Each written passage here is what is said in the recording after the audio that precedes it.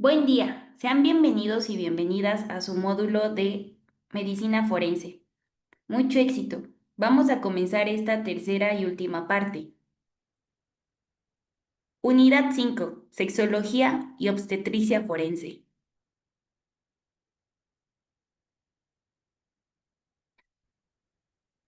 Primero hablemos de la sexología, la cual se puede explicar como una disciplina científica y humanística que estudia los problemas relativos al sexo y la sexualidad en sus dimensiones biopsicosociales y también culturales, en sus aspectos normales, disfuncionales y patológicos, con los aportes de diversas disciplinas reunidas en un campo integrador, multi e interdisciplinario.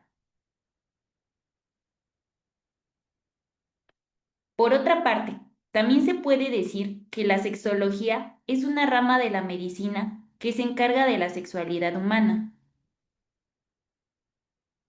Una vez entendido lo anterior, se puede explicar a la sexualidad como la manera en la que cada persona vive el hecho sexual humano, aunque tradicionalmente se ha asimilado la sexualidad a relaciones sexuales. Estas son solo una parte de todas las posibilidades que contempla e integran a la sexualidad.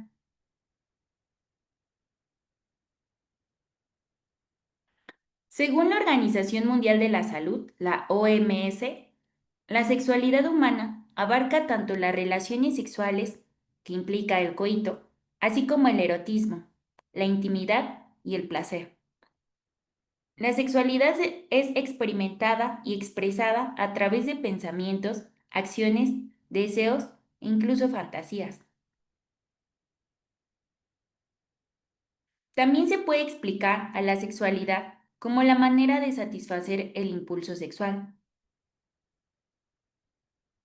El tema de la sexualidad es muy amplio, ya que, para poder comprenderla, influye un factor muy importante, como es la identidad de género, el sexo al que una persona siente que pertenece. Otra dimensión que influye en la salud sexual es cómo se vive la orientación del deseo. ¿Hacia qué sexo se siente atracción de tipo afectivo y sexual? Si se acepta con naturalidad y no se sufre discriminación por ello. Con todo lo anterior, se puede explicar qué es la sexología forense, la cual se encarga del estudio de las conductas sexuales que van en contra de tales normas establecidas en una sociedad. Por otra parte, la sexología forense también es conocida como sexología médico-legal o medicina legal sexológica. Hay que tener mucho cuidado con las diferentes denominaciones que se le dan y que son equiparables, recordando que en cualquier denominación que se le dé, es la disciplina que estudia la interrelación que existe entre un amplio abanico de problemas sexuales, pero también la justicia.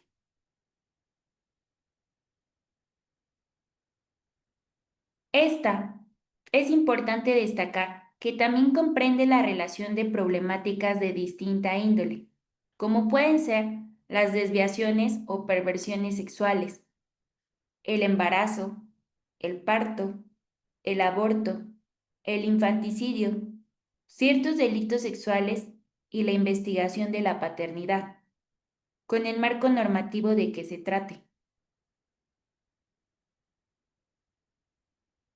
También se puede definir como la parte de las ciencias médicas que estudia los problemas ligados a los sexos.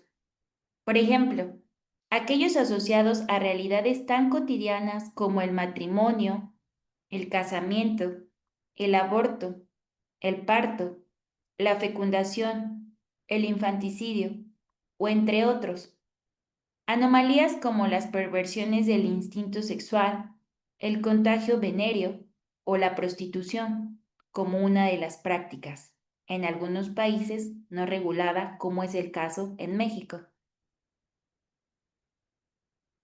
Resumiendo lo que se ha dicho con antelación, es necesario entender qué es la sexualidad, el sexo, la sexología, así como la identidad de género, para poder entender qué es la sexología forense, ya que estos conceptos suelen confundirse y creer que se trata de lo mismo e inclusive muchas veces estos conceptos las personas los llegan a relacionar con la práctica erótica, pero va más allá de eso.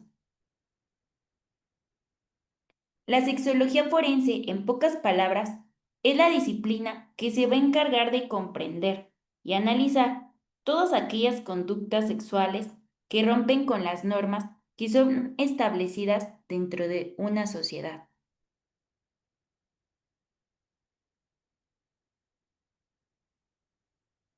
Es importante recalcar que dentro de estas conductas se van a analizar las violaciones sexuales, específicamente, en otro orden de ideas, pero relacionadas las perversiones, el tema del embarazo y al mismo tiempo el aborto, entre otros delitos que encajan en esta rama.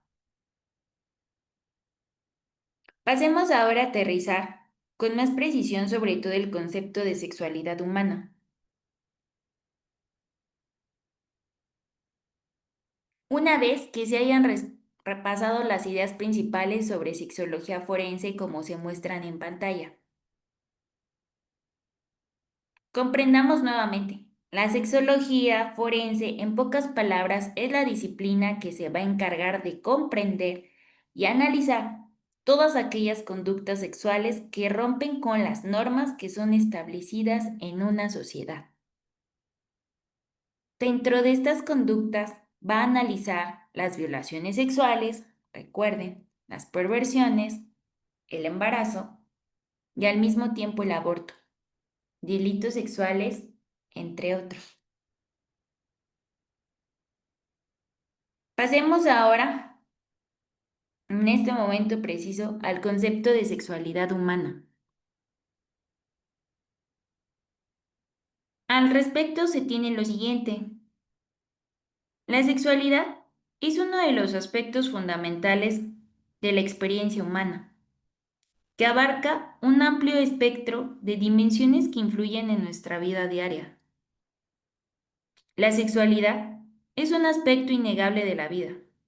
Inclusive, se dice que es fundamental para la creación de una personalidad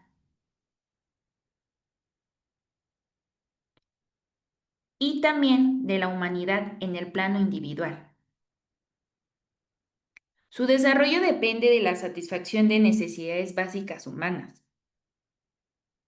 como el cariño y la identidad propia. Solo al sentirse seguro de su identidad sexual y de la manera en que ésta se expresa, el individuo puede llegar a un nivel óptimo de salud. Es importante destacar que existen los derechos sexuales, que son parte de los derechos humanos, que son universales y dotados a cada persona, y que en todos los escenarios deben de ser respetados, sin importar las diferentes creencias o preferencias.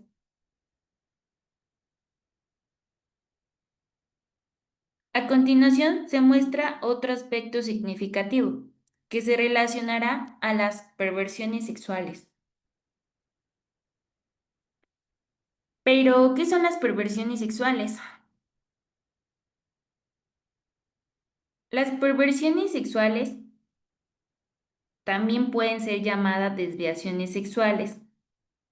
Incluye también diversas parafilias, que forman la cuestión cultural que se conoce como prácticas sexuales alternas.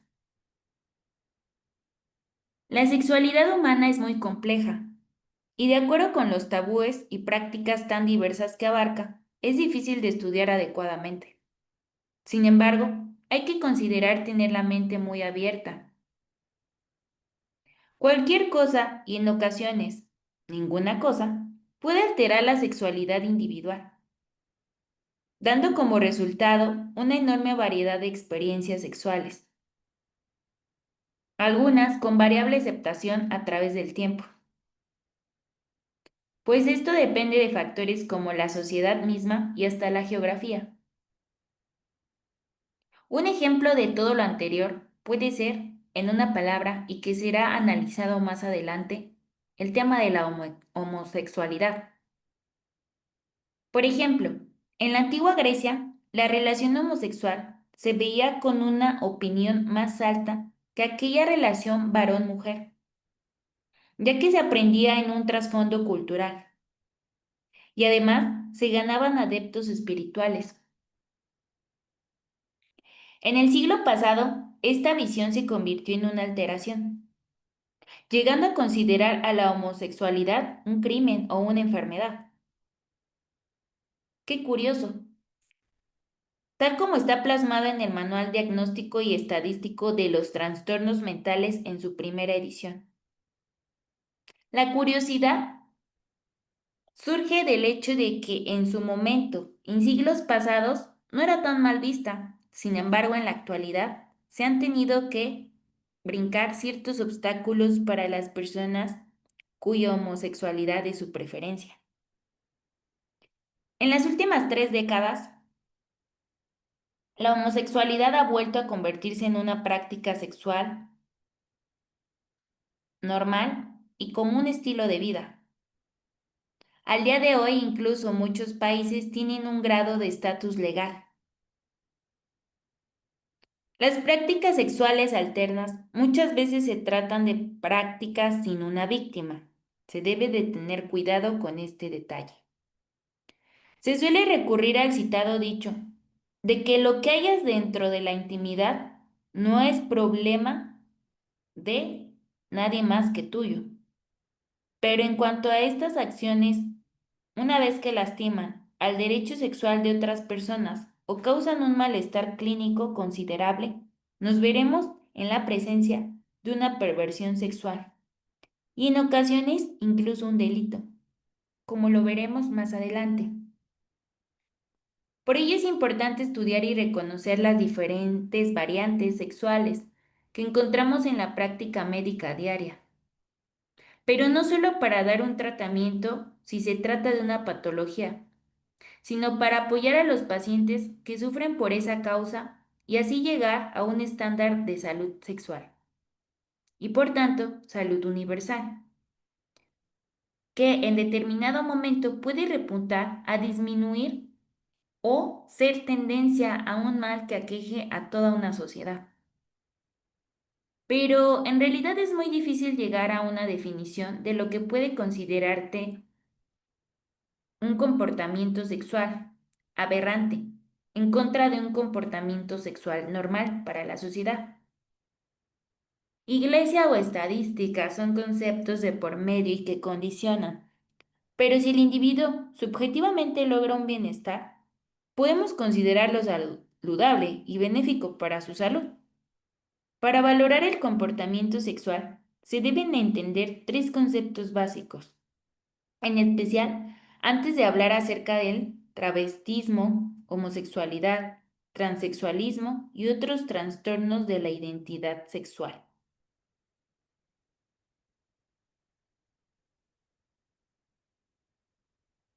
¿Cuáles son estos conceptos?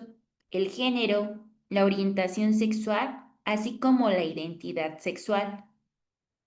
Hablaremos a continuación panorámicamente de cada uno de estos.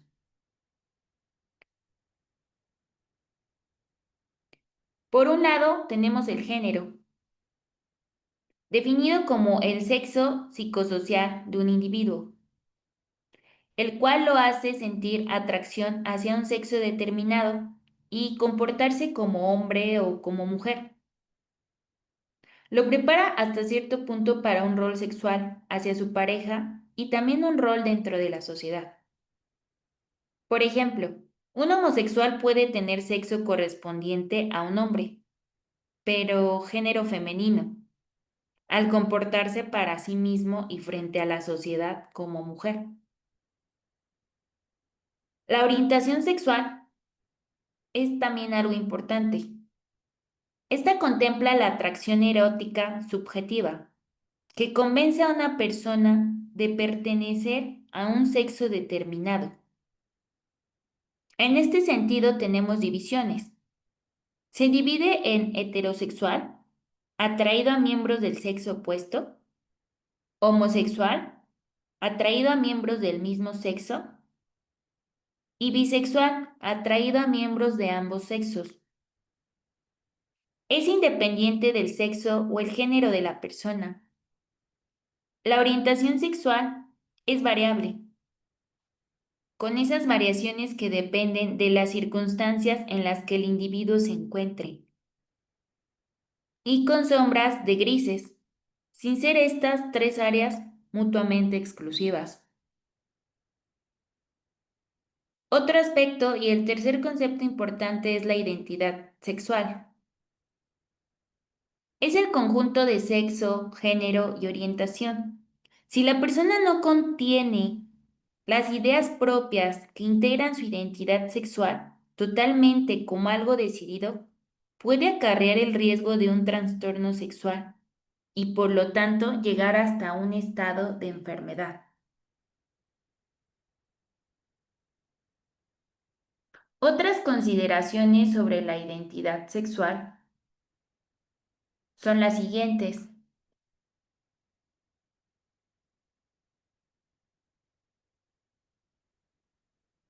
Implica una definición que tiene cada individuo de su propia realidad sexual. Al final del día, se establece mediante el deseo que ésta tenga de poseer determinado sexo, la conducta o rol que desarrolle en una colectividad y la atracción que sienta hacia otros individuos. Evidentemente no se tiene que seguir un orden previamente establecido, es decir, que el comportamiento no interfiere con la orientación ni ésta con el reconocimiento. En la actualidad se observa cómo cada día la sociedad va aceptando la inclusión de individuos con diversas condiciones sexuales. Por ello es importante conocer más sobre este tema, saber en qué consisten las distintas tipificaciones y poder identificarlas.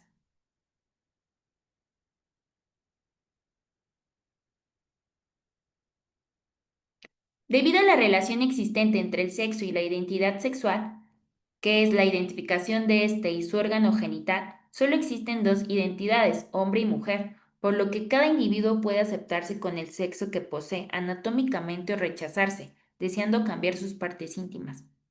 Esto es lo que en parte define la identidad sexual, lo cual se conocía anteriormente como sexo psicológico. Si una persona desea cambiar su órgano genital porque no se encuentra conforme con él, su identidad sexual es opuesta al sexo que le ha otorgado la misma naturaleza. A este tipo de individuos se les denomina transexuales. La transexualidad es una condición psicológica que se enfrenta con una realidad fisiológica, lo que en muchas ocasiones origina un desorden emocional en la persona que no se siente dueña de su propio cuerpo o no encuentra concordancia entre sus pensamientos, el contexto social y su fisonomía, por lo que la única manera de sentirse cómodo es cambiar su aparato reproductor para que esté acorde con lo que siempre estuvo seguro de ser psicológicamente hablando. Hasta el momento no existen razones específicas que justifiquen esta condición. Sin embargo, algunos psicólogos señalan que se desarrolla de manera multifactorial, mientras que otros aseguran que se origina desde la formación del feto en el vientre de la madre, debido a una alteración cromosómica o desviación del correcto orden del desarrollo embrionario. Pero ¿cuándo se desarrolla la identidad sexual? La identidad sexual empieza a desarrollarse desde la formación del niño en la placenta, cuando genéticamente se define el sexo. Sin embargo, la verdadera identificación a conciencia comienza en los primeros años de vida del infante, ya que desde su nacimiento los padres buscan inculcarle conductas que socialmente van acordes a su sexo. Antes de desarrollar la capacidad del habla, el pequeño puede asociar diversos objetos al sexo. Un ejemplo de esto es cuando un niño juega con una muñeca y su madre se la quita, poniendo en su lugar un carrito. Esto poco a poco va creando la vinculación entre el comportamiento, gustos y el sexo, por lo que probablemente en una próxima oportunidad el niño prefiere el carrito antes que a la muñeca.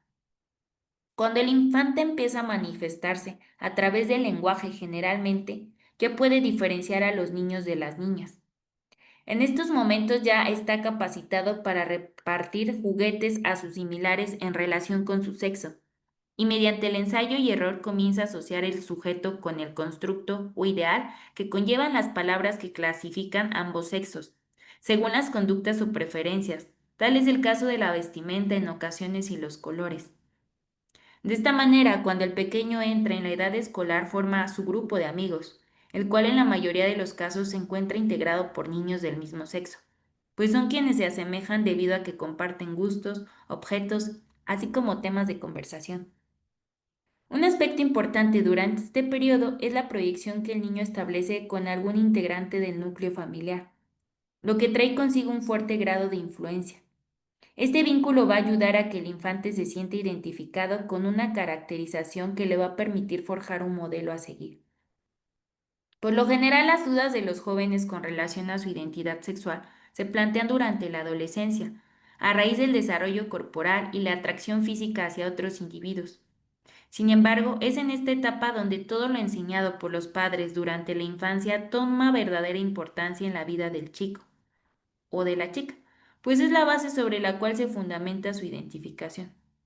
Esto por un lado puede resultar bueno para poder sobrellevar la adolescencia con una noción establecida sobre su identidad, mientras que si el joven muestra inconformidad con su sexo, género o la orientación sexual que la sociedad le ha inculcado, es más difícil para él expresar sus pensamientos y emociones al respecto, esto por miedo al rechazo.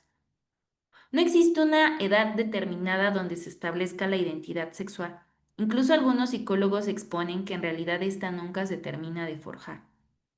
Aún así, no hay duda de que las tres primeras etapas de la vida son elementales para definir una condición duradera, con la cual el individuo se presente a la sociedad durante la fase adulta y así pueda crear incluso vínculos amorosos.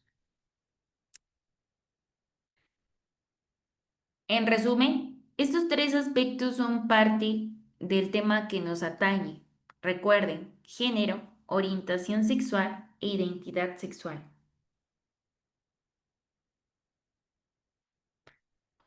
Detallemos un aspecto ya mencionado como lo es la homosexualidad.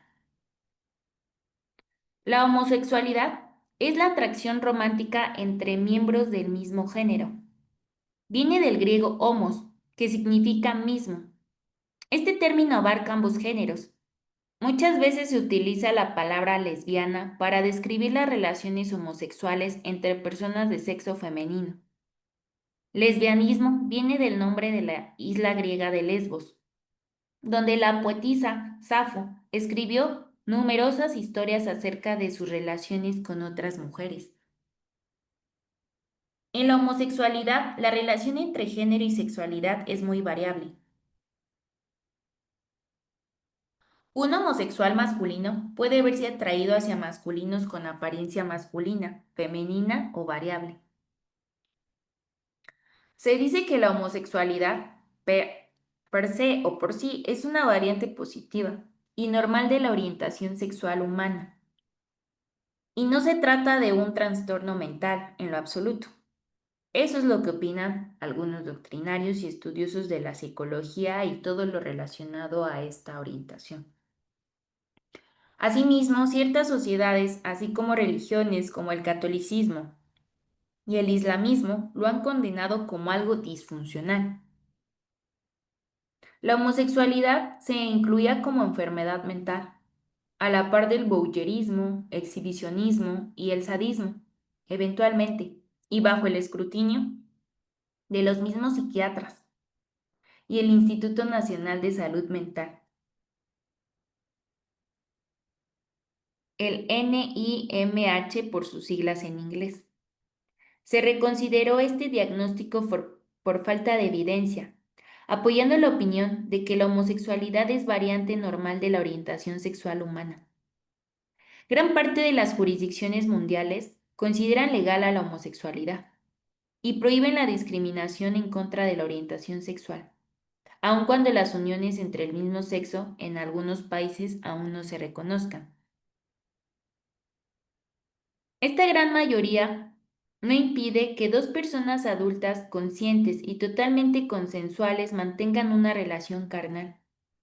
siempre y cuando se encuentren por arriba del límite legal de la edad de consentimiento.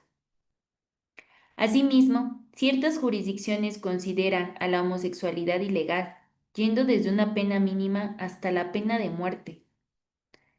Esto era ejecutado de tal forma y todavía se mantiene en algunos de estos países, como es Arabia Saudita, Chechenia, Emiratos Árabes Unidos, Irán, Mauritania, Nigeria, Pakistán, Somalia y Yemen. En la actualidad, 5 países han dado un paso más allá al infundir con los mismos derechos del matrimonio a las personas homosexuales, como lo ha sido Bélgica, Canadá, España y Estados Unidos en algunos de sus estados como Massachusetts y Nueva York, así como Holanda. Aún así, existe una diferencia palpable entre la presencia de una ley y su aplicación en la vida real. Ottoson da como ejemplo a Egipto, país donde en teoría se permiten las relaciones homosexuales adultas, pero al mismo tiempo se les persigue con base en leyes en contra de la promiscuidad, prostitución y la inmoralidad. Después de analizar estos aspectos, queda mantener un propio criterio. Sin embargo, se invita a tener como algo presente la cuestión de la no discriminación, el respeto y la tolerancia hacia las preferencias sexuales. Todo siempre que exista esa línea divisoria entre los derechos de unos sin que eso afecte los derechos también de otros. Ahora bien, existe otro punto importante, las determinaciones médico-legales con respecto a los delitos sexuales, en donde empezamos a adentrarnos a la materia o la relación que existe entre la medicina forense en este ámbito nuevamente y las ciencias jurídicas.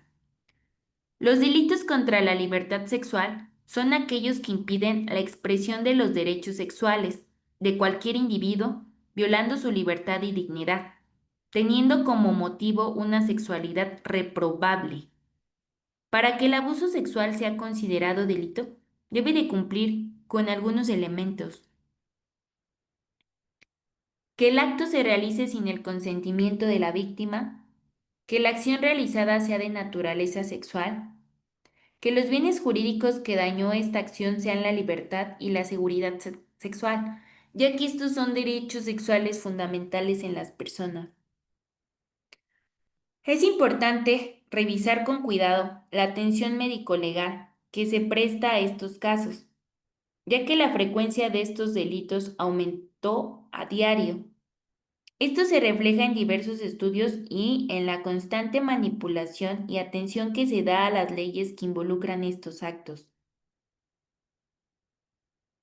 Además, se ha hecho una idea popular que las víctimas tomen más conciencia, perdiendo el miedo o la vergüenza de actuar en contra de sus agresores, confiando en las soluciones de las autoridades. La violación a los derechos sexuales es un crimen que afecta a toda la población. Se puede observar un foco de atención en mujeres, en especial en su adolescencia y primeros años de la adultez.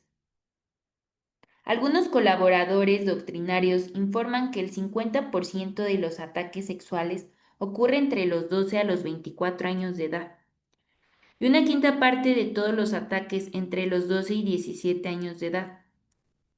Un autor menciona que las mujeres adolescentes de entre 16 y 19 años y adultos de 20 a 24 años son 4 veces más propensos a sufrir ataques sexuales que las mujeres en cualquier otro grupo de edad. Un dato interesante. Además, una víctima que ya haya sufrido de ataques sexuales está más expuesta a sufrir otro ataque. Esto deja como evidencia que los efectos psicológicos y físicos de una violación son acumulativos, aunque las secuelas son traumáticas, por lo cual afectan la vida y el futuro de la víctima.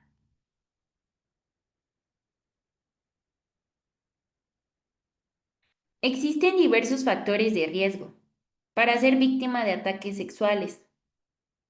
Incluyen edad temprana de inicio sexual e historia de ataques sexuales previos. La etiología incluye una educación carente de oportunidades, comportamientos y depresión crónica. También algunos de los doctrinarios que respaldan esta información mencionan que uno de los factores imperantes es pertenecer a familias inestables y que en un lazo parental débil se ha asociado con un comportamiento sexual. Acciones.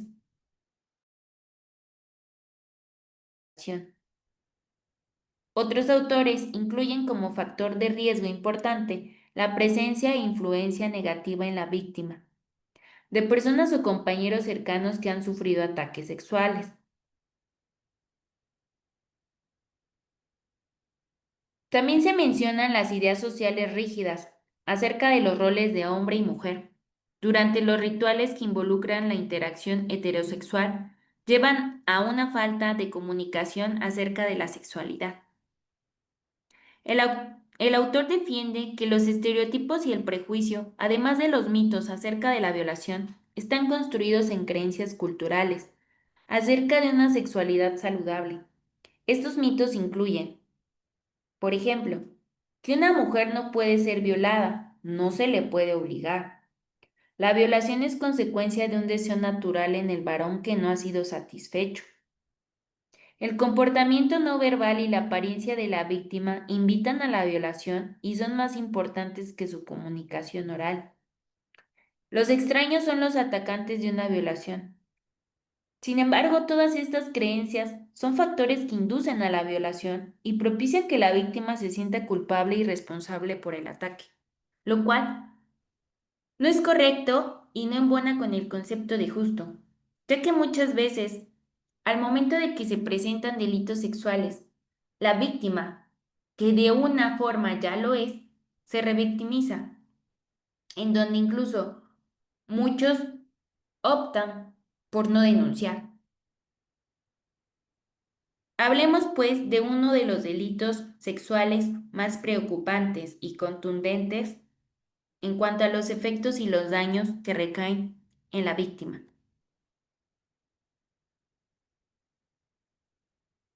En la diapositiva, como ya se ha hablado, se presenta el abuso sexual, que muchas veces puede llegar a ser una antesala precisamente de la violación. En cuanto al delito de violación, de todos los delitos sexuales es el más representativo, desafortunadamente, y también el que mayores efectos propicia en quien lo sufre. Se conforma de 4 elementos que se muestran a continuación. En primer lugar se tiene la acción de la cópula, el abuso de la persona sin importar el género o la sexualidad, que se realiza sin la voluntad de la víctima y que se realiza utilizando medios violentos.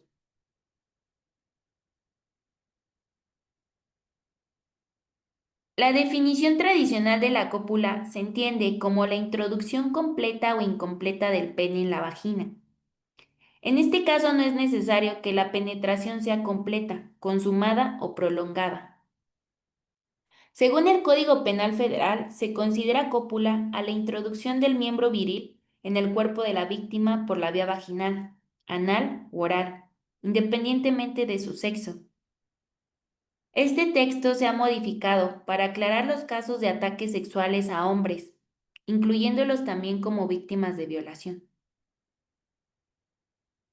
Ahora bien, cópula no se debe de confundir con coito, que viene del latín coiter, ir en común o ir juntos, y que involucra la penetración de un objeto en alguna cavidad humana, teniendo un significado más laxo y abierto a posibilidades.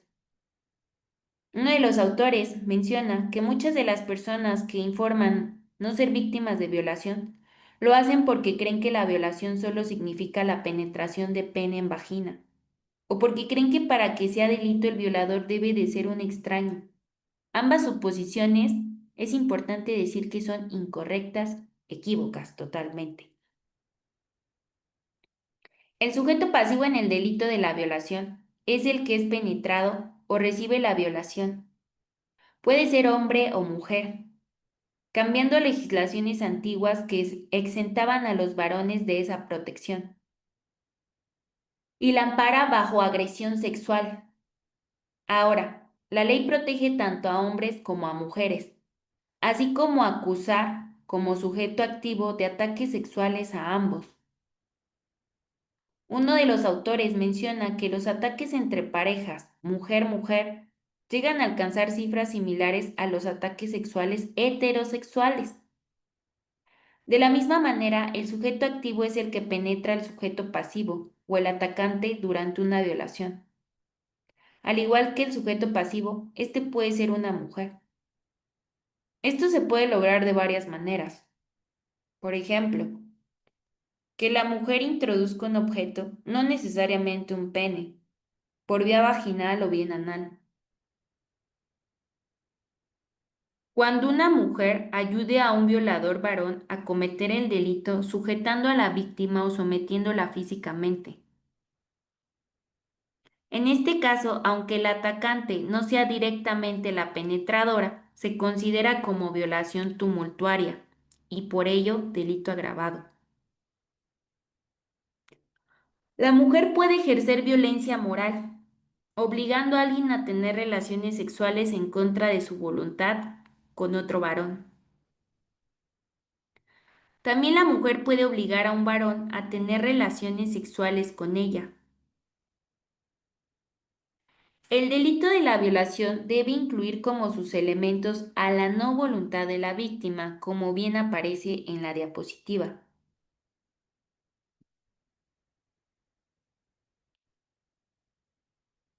Este es un punto muy difícil de probar legalmente, pues dentro de los derechos y libertades sexuales se incluye el derecho a la autonomía sexual, que involucra la habilidad para tomar decisiones de la propia vida sexual, dentro del contexto de la ética social y también la personal.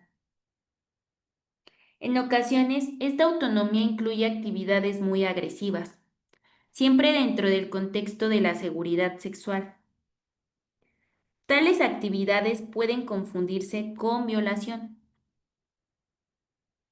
Debido a esta situación, siempre hay que dudar de la palabra de una paciente que se diga violada. Confiar solo en la evidencia que encontremos en el examen físico y nunca juzgar con prisa.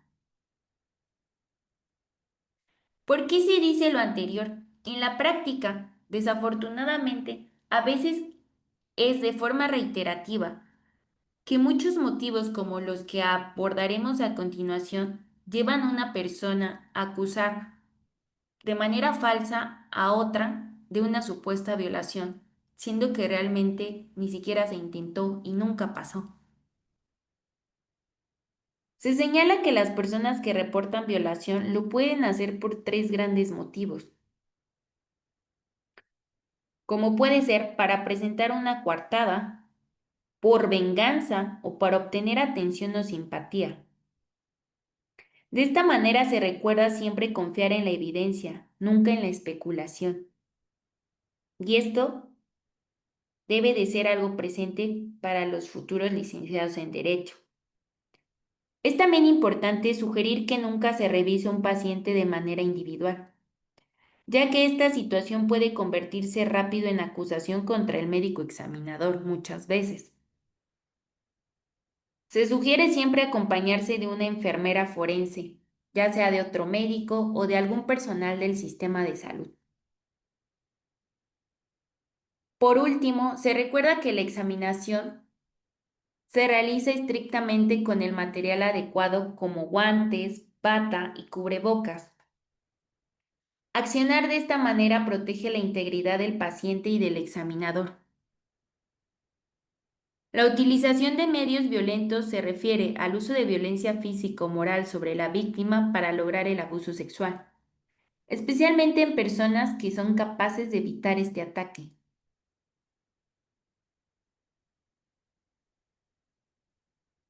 En ataques crónicos es más común el uso de la violencia moral en forma de chantaje, amenazas, miedo al rechazo, tácticas de aislamiento, abuso económico, hacer creer que el abuso es un castigo por una autoridad mayor, intimidación o culpa.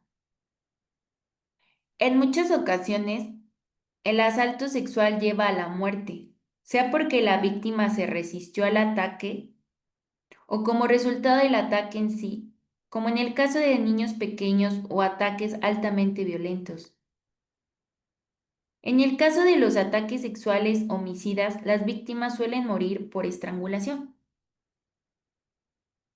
Una muerte violenta por asfixia como las analizadas la clase anterior, que como ya se ha dicho es un trauma contuso. En otras ocasiones también puede ser por heridas punzocortantes realizadas durante la violación, lo cual implica el uso de armas blancas como agentes vulnerantes. Estadísticamente y según la metrología, se tiene que solo el 1% de las violaciones concluye con la muerte de la víctima, pero la mitad de estas teme la muerte o daño físico durante el ataque, siendo este su miedo principal. Existe además la violación equiparada, la impropia y la ficticia. En este coito se introduce de manera violenta un elemento diferente al pene, en vagina o ano. La culpa es la misma a la que corresponde a la violación por medio de la cópula. De todo lo anterior y por lo que ya se dijo, de que se debe de evidenciar el hecho antes que juzgar, se tienen que tener en cuenta estos aspectos que son importantes. El examen físico por un lado y por el otro la inspección propiamente dicha. Hablemos del examen físico.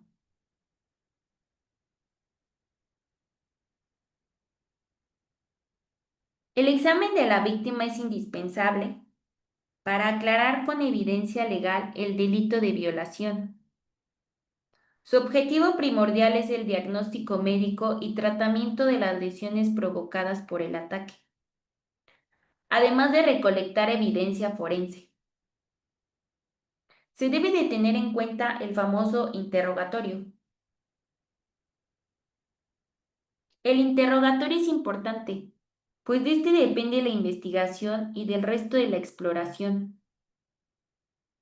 Autores mencionan que hasta 96% de las evaluaciones a víctimas de abuso sexual en menores de edad revelan genitales sin alteraciones. Pero es por eso importante que la historia clínica sea bien realizada. El objetivo del interrogatorio consiste en obtener datos acerca del ataque y así prestar atención médica adecuada. Es importante evitar el exceso de detalles para no tener discrepancias entre el interrogatorio médico y el informe pericial, lo cual podría afectar de forma muy negativa los procedimientos legales. Antes de comenzar, se debe de preparar al paciente para encarar una realidad que va a ser difícil.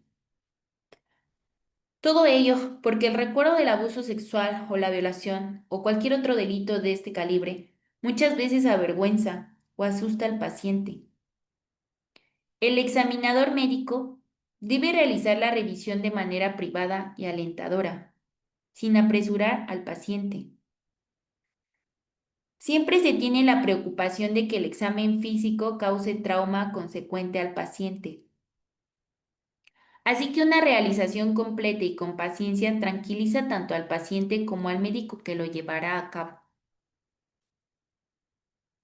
Se debe tomar en cuenta que el paciente se encuentra angustiado o avergonzado del evento, traumatizado.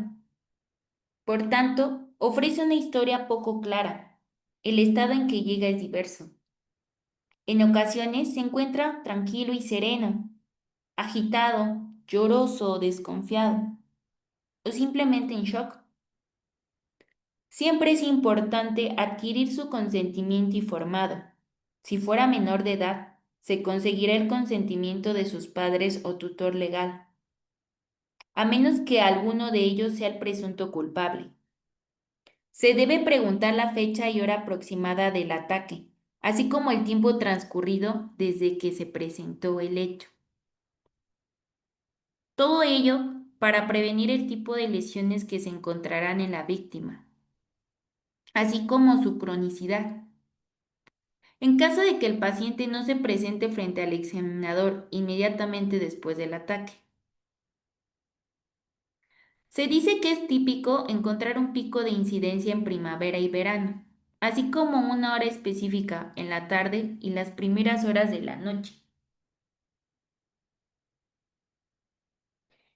Estos datos son significativos, pues con ello se logra apreciar. Aquí también hay otro tipo de factores que pueden interferir para la comisión reiterativa de delitos sexuales. En cualquier escenario, es importante saber las circunstancias del lugar del delito para orientar acerca del nivel de violencia utilizado o si se trata de un ataque crónico o permanente por algún conocido, muchas veces y lamentablemente los mismos familiares o personas cercanas. La mayoría de las veces se trata de una persona conocida por la víctima, como lo he dicho. Se debe recabar información de los asaltantes o delincuentes sexuales. ¿Cuántos eran? Sus características, la relación o la familiaridad y antecedentes, si existió o no eyaculación de estos, además de la localización de la misma. Se pregunta acerca de la utilización de amenazas, armas, ataduras u otros objetos utilizados en contra de la víctima, así como el nivel de agresión. Esto para complementar la información de las heridas extragenitales que se deben buscar, evaluar y tratar. Se debe de preguntar también el estado del paciente durante el ataque, si fue sedado o estaba consciente. Recordemos que su incapacidad es un agravante del ataque sexual, por lo cual se necesita saber dicho detalle. Se anota la manera en que la víctima se defendió y si la defensa provocó heridas y sangrados, sea por el paciente o hacia el agresor. Las heridas pueden utilizarse para el examen de laboratorio, detallado más adelante. Interesa saber también las características del contacto sexual, si ocurrió por vía vaginal, rectal u oral. Si la víctima fue obligada a realizar otros actos de índole sexual y la fecha y hora aproximada de cualquier coito previo. Estas preguntas deben realizarse con respeto, siguiendo el ritmo de la víctima y sin apresurar o hacer juicios adelantados. Se debe explicar al paciente el porqué de las preguntas y aclarar todas sus dudas que tenga. Jamás se debe de obligar a la víctima a realizar un examen de este tipo. Por último, el médico notificará al Ministerio Público y las autoridades correspondientes el delito cometido. Es responsabilidad de esta autoridad brindar medidas de protección a la víctima. Y en todos los casos, el médico responsable de este caso y todo el personal de salud deben asegurarse que la víctima está a salvo, como parte del tratamiento proporcionado. Si el médico que recibió el caso no está capacitado para realizar la inspección, examen físico, así como la recolección de muestras, el Ministerio Público y la Procuraduría General de Justicia tienen a su disposición peritos especializados, quienes revisarán a la víctima y recolectarán las muestras. Procuraduría que ha mudado a ser al día de hoy una fiscalía, que, como se repite, contará con peritos adscritos en las materias distintas que se requieran. En el caso de que la víctima sea menor de 13 años, se tiene que notificar al área especializada del Ministerio Público. El Comité de Violencia de la institución que da la atención primaria asignará un responsable de todo el proceso, así como responsable de la cadena de custodia, de las evidencias forenses recogidas durante el examen físico. Por último, se informará a la víctima sus derechos legales, por ejemplo, la asistencia de abogados o especialistas en estos lamentables delitos sexuales. Un concepto que quisiera sumar es el de la revictimización, que si bien se ha tocado de manera muy somera, quisiera ampliar, esto trayendo la importancia de tener un protocolo a la hora del interrogatorio.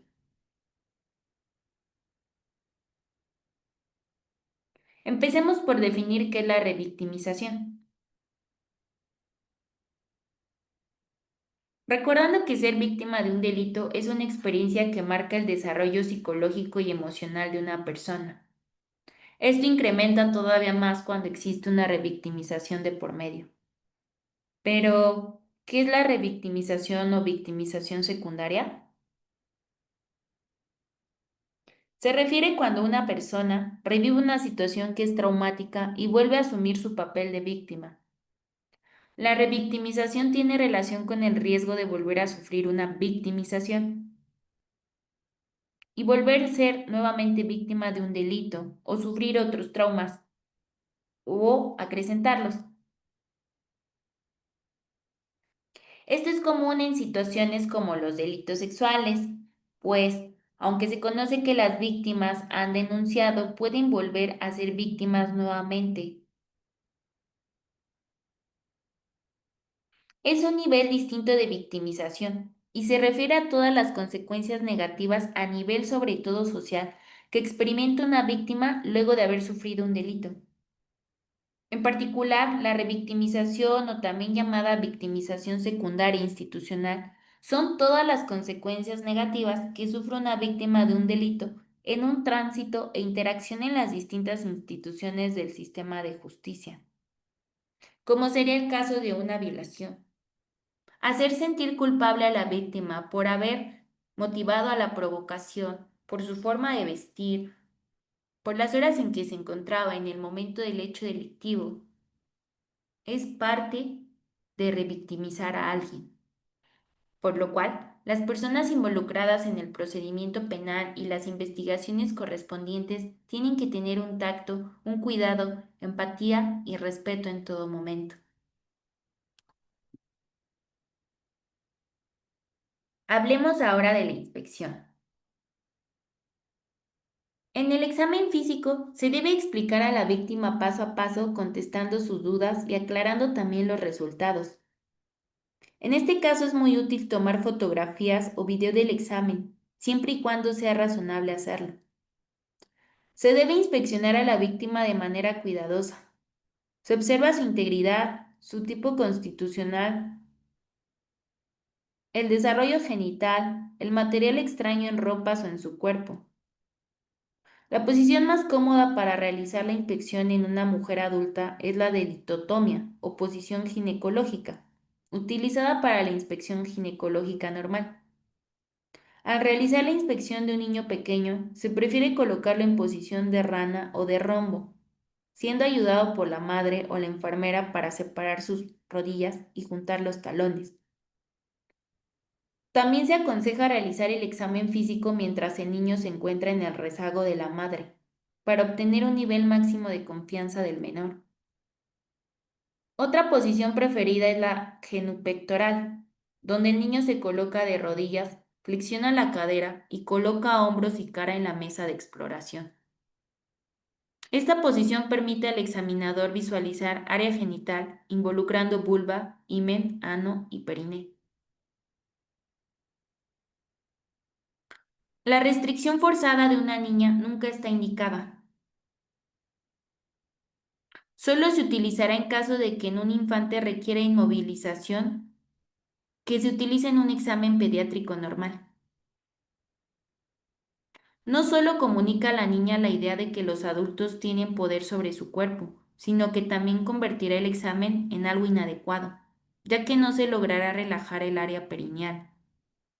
Tampoco es recomendable utilizar la sedación en el paciente, ya que a veces como consecuencia de la inexperiencia del médico, el nivel de sedante no será el adecuado y se nos obligará a repetir la sedación, regresando a la idea de que la víctima recordará que fue forzada por un adulto más fuerte que ella a exhibir nuevamente su cuerpo.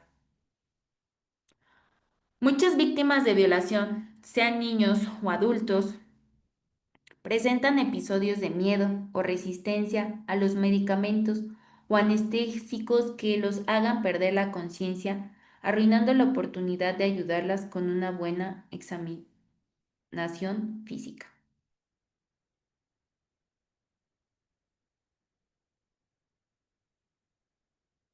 Estos y otros aspectos son algunas de las consecuencias y de las situaciones que tienen que sufrir o por las que pasan y sufren las víctimas de delitos sexuales. Y eso por mencionar solamente algunas. Estudios estiman que un alto porcentaje de las víctimas de este tipo de delitos sexuales también presentarán otro tipo de traumas o miedos a lo largo de su vida.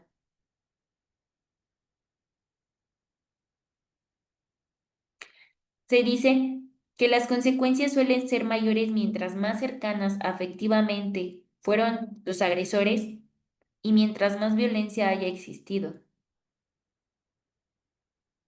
Pues lamentablemente, como se ha dicho, a veces la violencia de tipo sexual proviene de familiares o personas conocidas. El impacto de una violación o de cualquier otro delito sexual tiene efectos devastadores,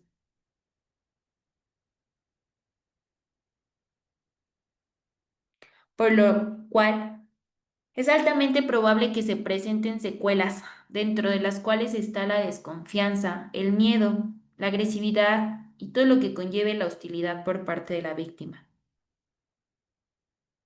Como se puede ver, desafortunadamente no solo son daños físicos ni en su cuerpo, sino también daños totalmente mentales que afectan a pequeño, a mediano y altamente probable a largo plazo de sus vidas. Sin embargo, es importante considerar que un acompañamiento psicológico proporcionado a la víctima puede aligerar más el peso que tienen que cargar al haber sido víctimas de delitos sexuales.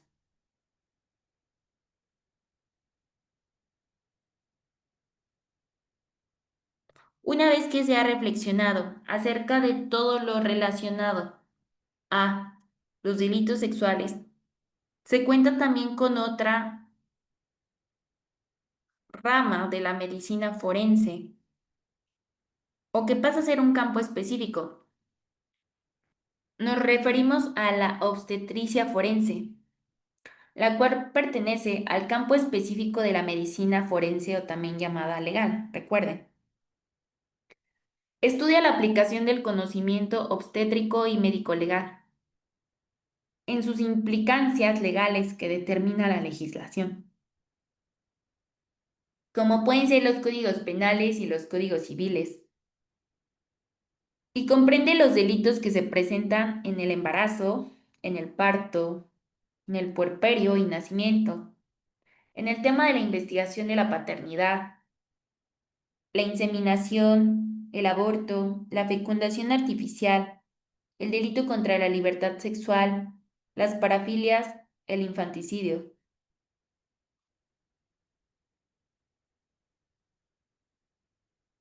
Concepto de obstetricia forense. Para ser más precisos y resumidos, diremos que ésta estudia la esfera sexual del individuo y sus alteraciones relativas al instinto y la personalidad, así como los delitos relacionados con la vida, el cuerpo y la salud, como son el aborto, se repite, el infanticidio, se resalta, y aquellos referidos a los delitos contra la libertad sexual. Se concluye en este concepto. Otro aspecto fundamental que se debe hablar y que es abarcado por la obstetricia forense es el tema del embarazo. El embarazo, en términos simples, es el periodo que transcurre desde la implantación del óvulo fecundado en el útero hasta el momento del parto. Es una etapa de la mujer fundamental que tiene una duración aproximada de 9 meses o 40 semanas, por lo general. Una etapa llena de cambios psicológicos y desde luego físicos. La determinación de embarazo, cuando está de por medio una persona que es víctima de algún delito, es otra de las pruebas que también se tiene que realizar. Si este es positivo al momento de la toma, se infiere que el embarazo fue a causa de una relación sexual previa. En cambio, Si este es negativo, pero la víctima 1 o 2 meses después resulta con embarazo positivo, se deduce que fue producto de la violación, siguiendo las consecuencias de los delitos sexuales. Siempre hay que considerar que las fechas de la posible cópula y la edad gestacional revisada por medio de ultrasonido deben de coincidir. Señalan evidencia donde se encuentra que muchas veces las mujeres embarazadas también abortan al producto de una violación o violencia intrafamiliar, como estrategia para control o poder en la relación. Sin embargo, hoy por hoy, es importante considerar que son más las razones, además de las señaladas, para que una mujer tome decisiones de este tipo.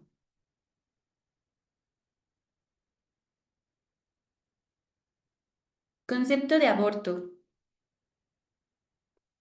La palabra aborto deriva del latín aborior, de ab, lejos de, y orior, que es mostrarse. Se define como la terminación de un embarazo al remover o expulsar un producto de la concepción del útero, dando por resultado o causando la muerte. El Centro para el Control y Prevención de Enfermedades, CDC por sus siglas en inglés, así como la Organización Mundial de la Salud, la OMS, lo definen como la terminación del embarazo antes de las 20 semanas de gestación o con un feto nacido que pesa menos de 500 gramos. El concepto jurídico del aborto es más complicado, debido a que para cuestiones médico-legales se utiliza esta definición, vale la pena dejarla clara. Tanto en el Código Penal Federal como en otros códigos locales, se deja en claro que el aborto es la muerte del producto de la concepción en cualquier momento de la preñez.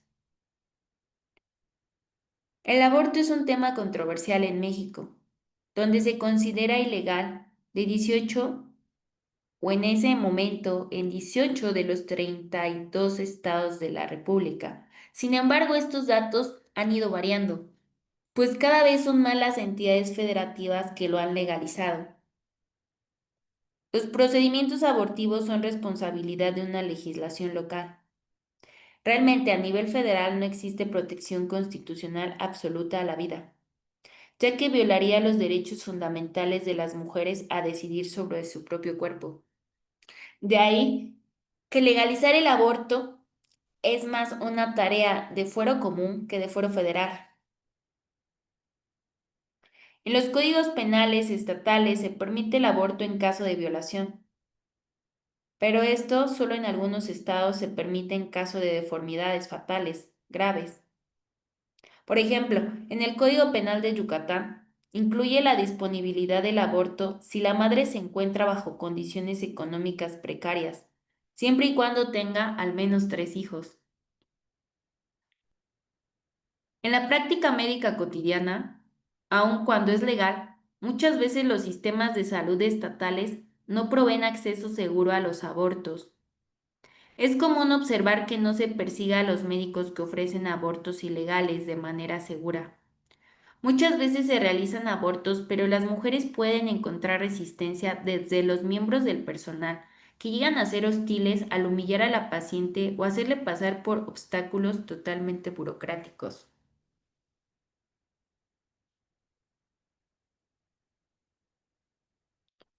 El aborto también tiene una clasificación.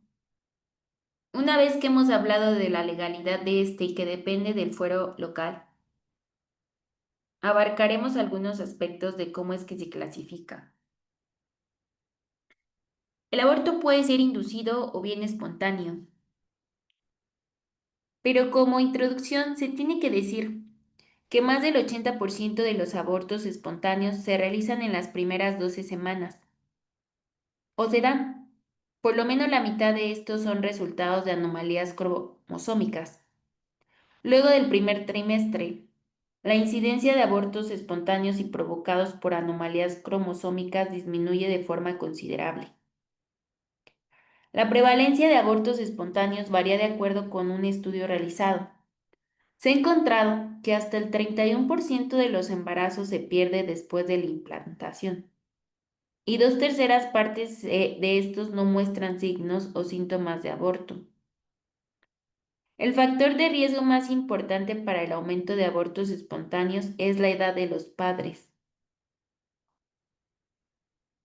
La incidencia de abortos de este tipo aumenta al incrementarse la edad del padre, y especialmente la de la madre. Aún así, los estudios al respecto son confusos, debido al gran número de abortos silenciosos que no se notifican. Los mecanismos de aborto espontáneo no siempre están muy claros. Durante el primer trimestre el aborto es inducido, secundario, a la muerte del feto.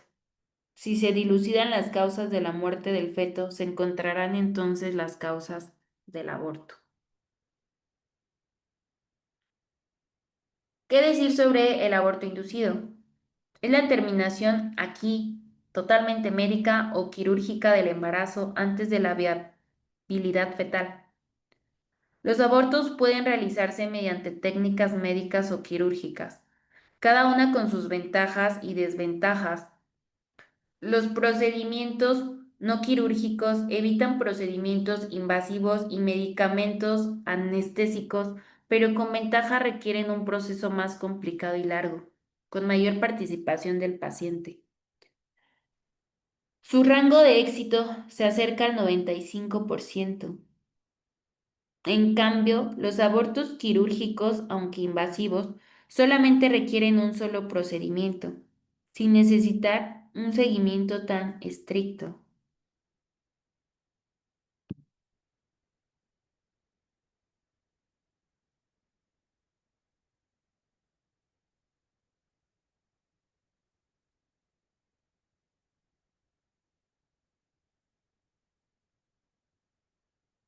Algunos detalles más para complementar lo referente al aborto inducido son los siguientes.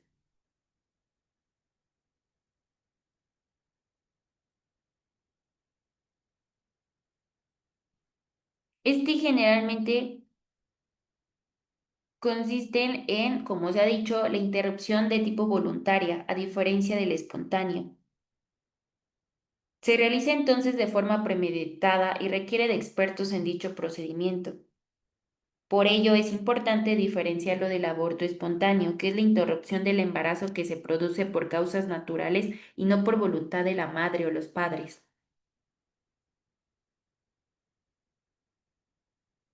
Como ya se ha mencionado, la interrupción de un embarazo puede darse por distintos motivos, que suelen estar relacionados con factores sociales, económicos, sexuales o que afectan al feto. Algunas son las siguientes: fallo del método anticonceptivo o ausencia de este, violencia sexual, que la mujer no quiera tener un hijo en ese momento, tener ya demasiados hijos, relaciones inestables o en abandono, salud físico-mental de la mujer, malformaciones del feto o problemas económicos. Como se ha dicho, puede ser de dos tipos, pero se detalla: químico o quirúrgico. En el primer caso solo se puede realizar en las primeras semanas del embarazo y consiste en administrar fármacos ingiriéndolos, inyectándolos en el saco amniótico de alrededor del feto, insertándolos en la vagina o inyectándolos por vía intravenosa. En cuanto al aborto quirúrgico, suele realizarse mediante la técnica de aspiración. Este también debe realizarse antes de las 12 semanas. Consiste en succionar el feto mediante una bomba eléctrica de aspiración o una jeringa manual. Cuando esta técnica no es factible, se recurre a la dilatación y raspado, que tiene un procedimiento similar al anterior, con la diferencia de que tiene que aplicar una medicación en el cuello del útero para ablandarlo y dilatarlo.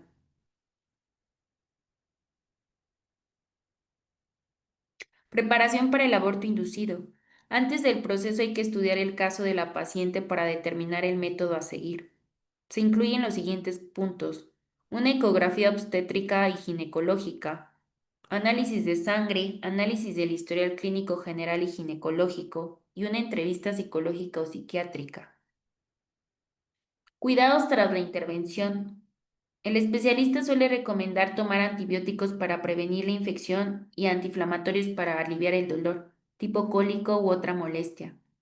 Se aconseja descansar durante unos días y no tener relaciones sexuales durante al menos una semana.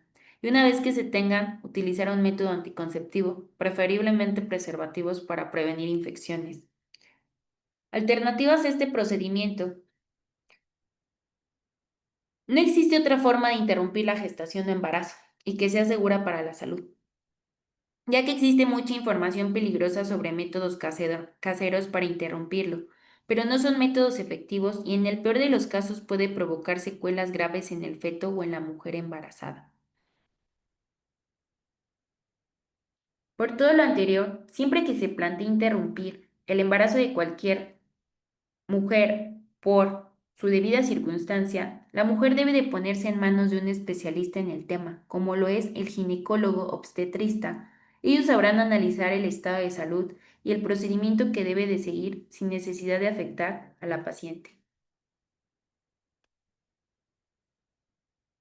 Pues bien, hemos llegado hasta acá una vez analizados los puntos de la unidad 5 a lo que es la unidad número 6, que se refiere a la patología y a la psiquiatría forense.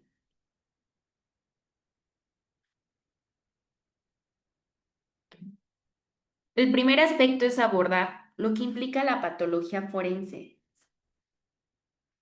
Dentro de la medicina forense, la patología forense es la rama de aquella que se ocupa de la aplicación de la ciencia y de los métodos de la patología a la solución de problemas legales.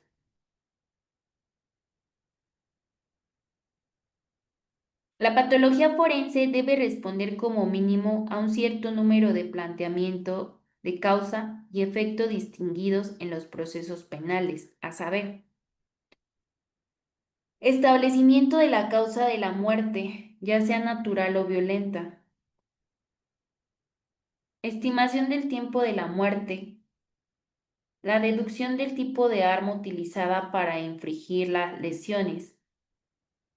La distinción entre los casos de homicidio, suicidio y accidente. Identificación del occiso y determinación de los efectos acumulativos de la enfermedad natural y el trauma. Asimismo, la patología forense se ocupa principalmente de la patología de las lesiones, en oposición a las enfermedades. Aunque muchos procesos morbosos tienen importancia médico-legal, especialmente cuando se relacionan con lesiones previas, accidentales, industriales y otras causas que pueden tener un aspecto ya sea de tipo civil o bien penal.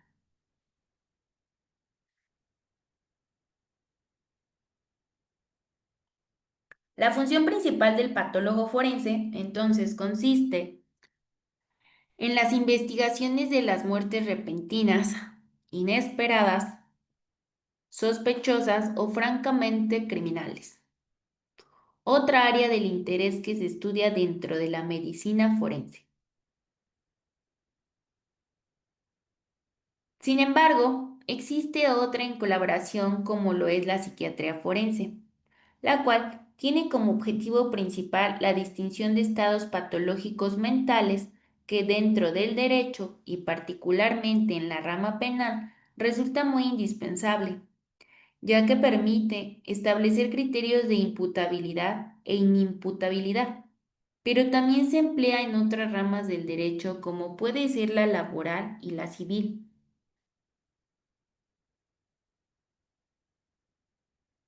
En nuestro país, la patología forense ha permanecido casi en el olvido. No obstante, el importante papel que desempeña en la investigación técnico-científica de los delitos, dándoles mayor solidez científica a los juicios contenidos en los protocolos de autopsia de los perito médico-forenses. Han pasado poco más de 100 años desde que se inició en México el cultivo de la medicina forense, fundamentalmente a partir de que Luis Hidalgo y Carpio y Gustavo Ruiz y Sandoval dieron la estampa la importancia obra titulada Compendio de Medicina Legal. Tal disciplina aún no ha alcanzado en nuestro país el esplendor que debiera. La situación actual de la patología forense es todavía más triste, porque hasta la fecha los servicios médico-forenses del país no cuentan con laboratorios de esta especialidad debidamente equipados. Esto no es un secreto a voces, ya que se dice que en ocasiones se destina un presupuesto muy bajo para todo ello. Probablemente la excepción que confirma la regla estaría constituida por el forense del Servicio Médico Forense de la Ciudad de México, que no contó con instalaciones propios de dicha especialidad sino hasta el 24 de septiembre de 1960. El del Instituto de Medicina Forense de la Universidad Veracruzana, cuya vida se inició en junio de 1974, y el de la sección de Medicina Forense de la Dirección General de Servicios Periciales de la entonces Procuraduría General de Justicia del Estado de Jalisco, laboratorio creado en septiembre de 1978. Desafortunadamente, ninguno de estos establecimientos dispone hasta la fecha de personal lo que se dice altamente especializado en patología forense, aclara. Lo antes señalado implica que la gran mayoría de los juicios contenidos en los protocolos de autopsia o necropsia carecen de una base firme de orden antomopatológico. Tan lamentable circunstancia les resta cierta validez científica a los juicios señalados, ya que están desprovistos de la debida comprobación. Todo esto entonces va en perjuicio del esclarecimiento de la verdad histórica de los hechos, requisito indispensable para una correcta procuración y administración de justicia. Efectivamente, esto repunta en los resultados de las investigaciones penales, así como, una vez que ha surgido el delito, es que se administrará justicia, o en cuestiones estadísticas, cuáles pudieran ser las directrices de el procurar su reiteración.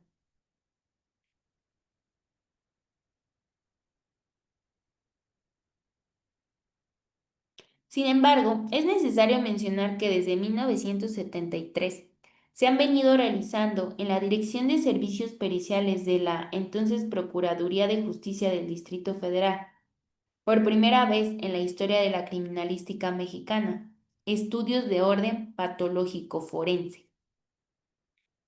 El antecedente, o el primero de ellos, tiene los siguientes datos. Pongamos mucha atención. El primero de ellos estuvo relacionado con la averiguación previa número 25, diagonal 313, diagonal 1974, y por medio de él se logró determinar la edad aproximada de una persona fallecida hacía 3 meses, con base en el diámetro medio de los canales de Havers de la parte media de una de sus tibias, aplicando la técnica de nombre de Balthasar, Müller y Lebrun. También en la antes mencionada Dirección de Servicios Periciales, la patología forense ha prestado valioso auxilio a la Procuración de Justicia en la investigación de los accidentes de tránsito, denominados pega y huye, identificando tejido humano en las ruedas, tolvas o chasis del vehículo sospechoso. Esto ha traído como consecuencia el que los conductores que en un principio negaban haber atropellado a alguna persona, finalmente ante el peso de la evidencia patológico forense admitieran su cargo y con ello su responsabilidad. De igual manera, el auxilio de esta especialidad ha sido valiosísimo, junto con la participación de otras disciplinas auxiliares en la identificación de restos humanos.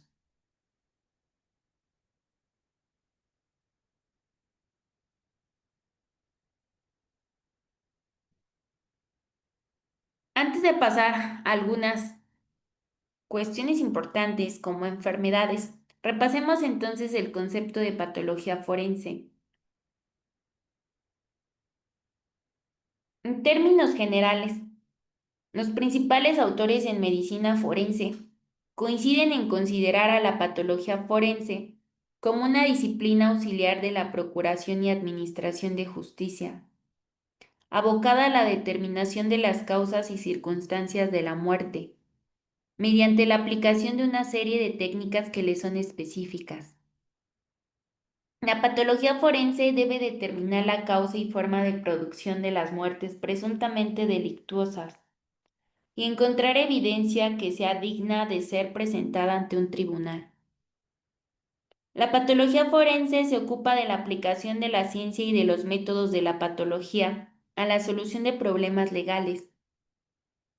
La patología forense debe responder como mínimo a ese cierto número de cuestiones de causa y efectos planteadas en los procesos penales, a saber, establecimiento de la causa de muerte, ya sea natural o violenta, estimación del tiempo de la muerte, deducción del tipo de arma utilizada para infligir las lesiones, distinción, ya dijimos, entre los casos de homicidio, suicidio y accidente, identificación del occiso, como ya se dijo, y determinación de los efectos acumulativos de la enfermedad natural y el trauma.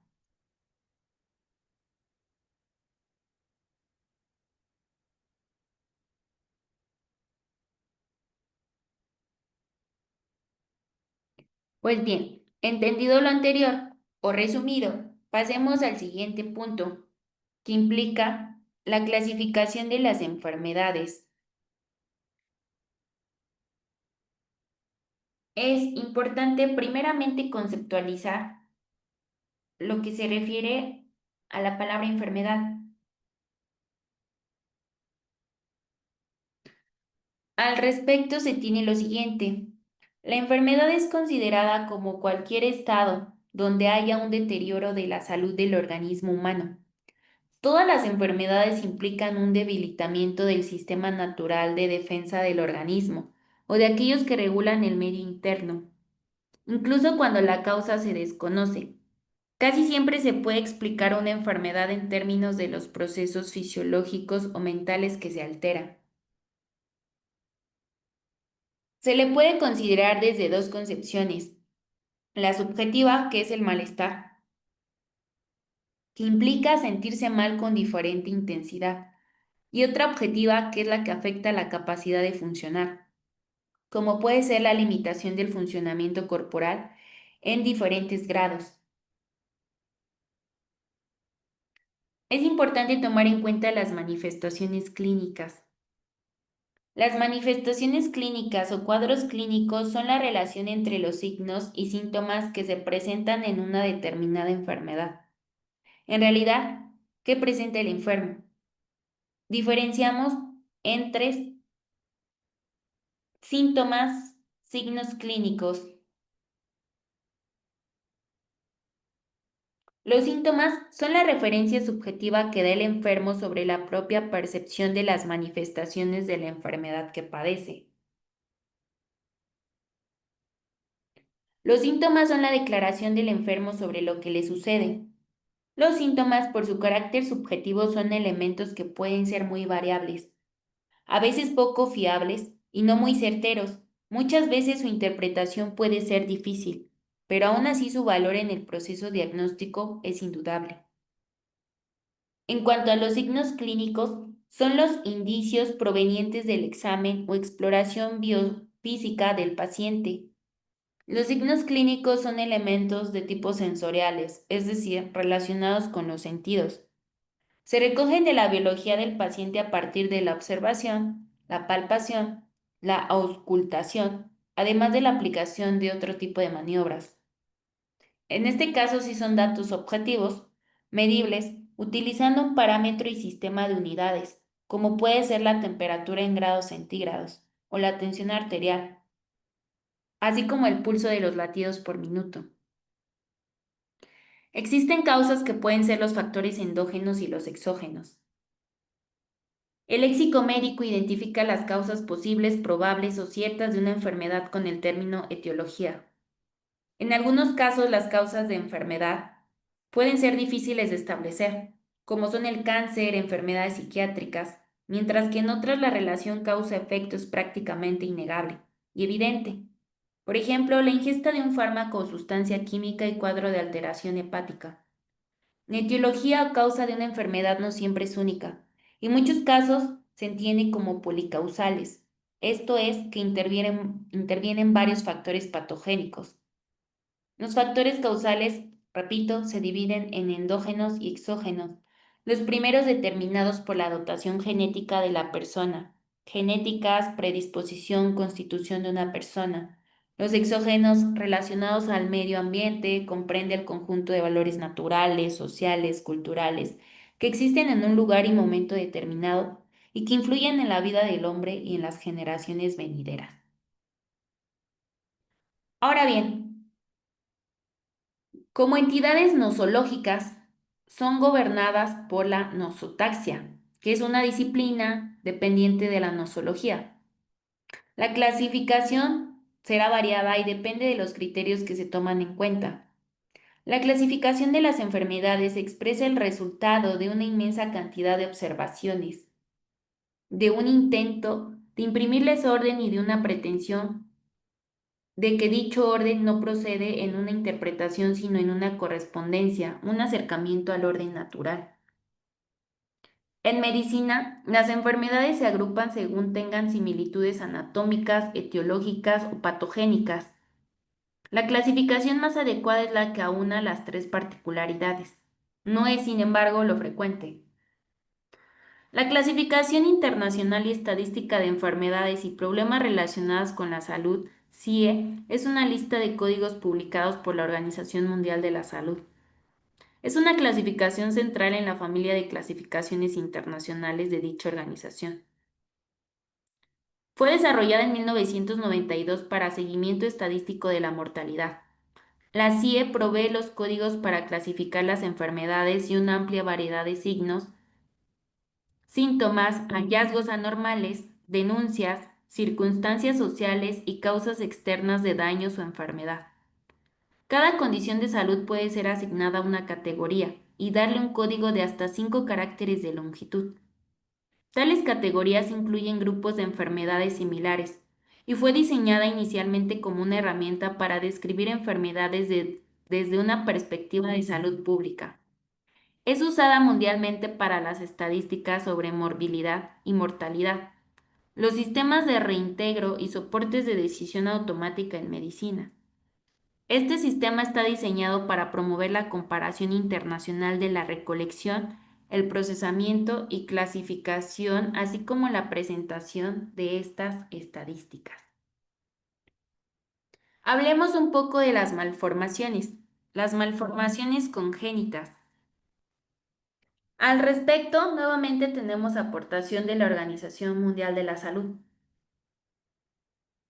La OMS define los defectos congénitos como toda anomalía del desarrollo morfológico, estructural, funcional o molecular que se presenta al nacer, aunque también puede manifestarse más tarde durante el crecimiento y desarrollo del individuo, ya sea de manera externa o interna, familiar o esporádicamente, con rasgos hereditarios o no, de manera única o múltiple.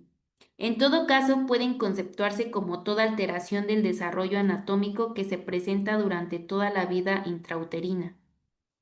A su vez, la malformación es una alteración de la forma producida por un trastorno del desarrollo. Así, las malformaciones pueden concebirse como el resultado de una reacción patológica propia de las estructuras biológicas en desarrollo. Esto significa que concluido el desarrollo deja de existir la posibilidad de que se produzca una malformación. No toda alteración congénita es una malformación, ni toda malformación es congénita necesariamente. Existen enfermedades que pueden ocurrir antes del nacimiento sin constituir una malformación, como puede ser la sífilis y la toxoplasmosis congénitas, que consisten básicamente en lesiones inflamatorias. También pueden ser connatales, trastornos circulatorios y lesiones degenerativas y tumorales. En este sentido, la patología prenatal es más amplia que el estudio de las malformaciones congénitas. Por otra parte, es cierto que por lo general las malformaciones son congénitas, pero esto no constituye una necesidad de orden conceptual, sino que se debe al hecho natural de que el desarrollo de la mayor parte de los órganos termina antes del nacimiento. De hecho, existen algunas malformaciones postnatales, como por ejemplo los dientes definitivos. La idea de malformación hay que relacionarla con periodos de desarrollo y no con un lapso absoluto de tiempo. En un organismo, el desarrollo consiste esencialmente en la aparición de un polimorfismo, dado por nuevas estructuras más complejas que las procedentes en su nivel de organización. Esto es lo que distingue el desarrollo biológico de los procesos de diferenciación y crecimiento. Las malformaciones se distinguen de otros procesos patológicos por poseer una génesis particular y no esencialmente por presentar formas visibles características. De hecho, por ejemplo, una hipoplasia y una atrofia pueden presentarse en formas similares, y para diferenciarlas hay que interpretar hechos de observación en términos de su patogenia, muy distinta en una y otra. En principio, la malformación produce una perturbación funcional, y en general cuanto más acentuada una malformación, mayor el trastorno funcional. Las lesiones anatómicas más frecuentes que las malformaciones es que no producen trastornos funcionales. El término de anomalía es ambiguo y se encuentra con tres acepciones: con su significado literal, o sea, el de anormalidad, malformación leve sin trastorno funcional importante, o como sinónimo de malformación. Así se habla de anomalías mayores y anomalías menores.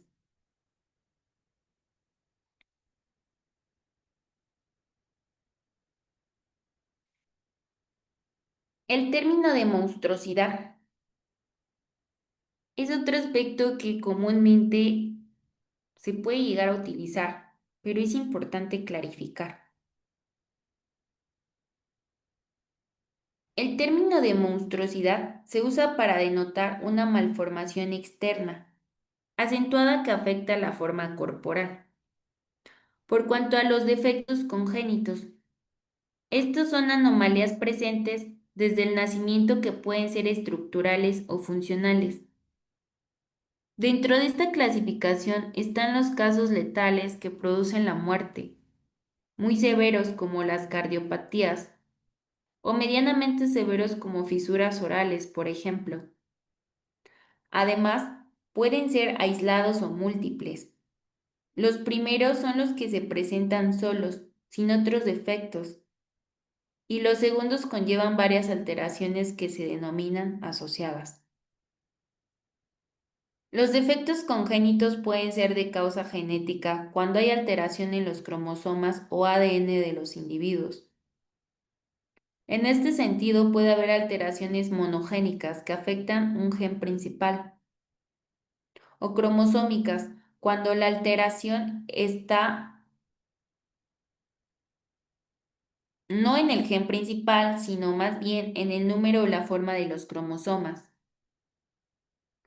Las más comunes son la fibrosis quística, la distrofia muscular de Duchenne y la displasia tanatofórica. También están los de causa ambiental, relacionados con sustancias tóxicas en el medio ambiente.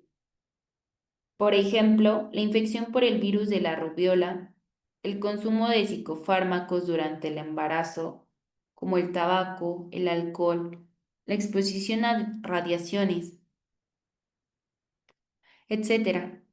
Son agentes ambientales que no producen alteraciones genéticas, pero interfieren en el desarrollo embrionario.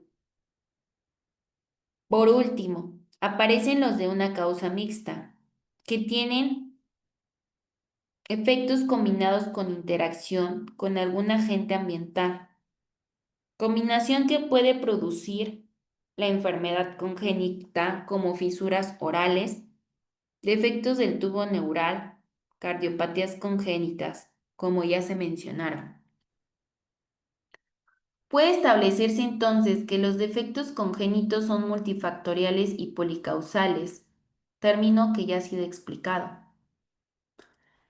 Aún hay un 50% de defectos congénitos, de causa desconocida, y los otros se distribuyen en 25% como mixtos o multifactoriales, el 18% en genéticos como monogénicos o cromosómicos y el 7% queda en aspectos ambientales.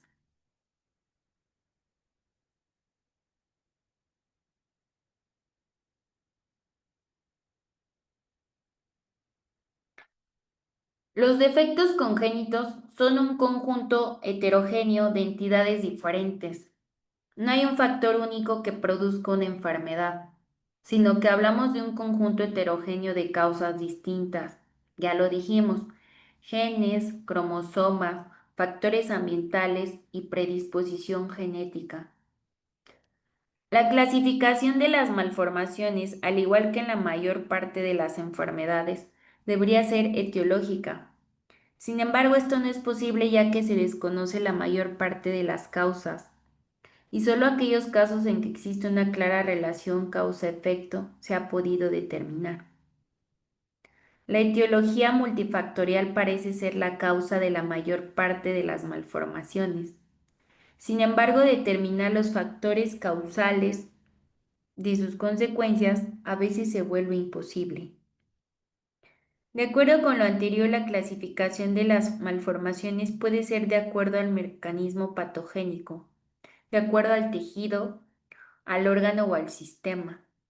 Atendiendo a lo expuesto en este apartado, solamente se han mencionado aspectos panorámicos, a fin de dar una noción respecto del tema y su importancia.